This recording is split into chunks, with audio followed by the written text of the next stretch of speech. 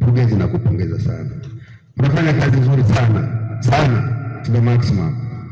Unashirikiana na watendaji wako vizuri, na moja ya sifa ya kiongozi nilisema ni kuleta utulivu kwenye taasisi anayoiongoza.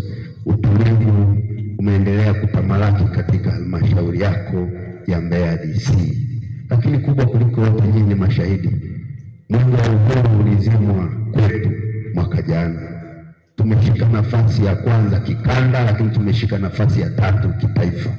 Ukiona vyaelea jua vimeundwa, haijawahi kutokea kwenye mikoa ya nyanda za juu kusini kushika namba 3 kitaifa, lakini pia kushika namba 1.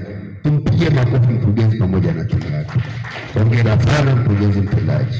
Lakini pia kwenye eneo la mapato unaendelea kufanya vizuri kwa kushirikiana na timu yako, watendaji wa kata, waheshimiwa madiwani, watendaji wa vijiji, lakini mkiongozwa na mwenyekiti wetu wa halmashauri. Mpaka sasa kwa taarifa nilionayo, tumeshafanya makusanyo ya zaidi ya 75%. Tafsiri yake ni nini? Tunapaswa kufikia 75% tarehe 30 mwezi wa 3, lakini leo tuko mwezi wa 2 na tayari tumefika 75%. Mkurugenzi mtendaji, na kupongeza sana. Lakini eneo lingine ambalo tunaendelea kufanya vizuri kwenye halmashauri yetu ya wilaya ya Mbeya ni eneo la kuwapa watoto wetu chakula shuleni.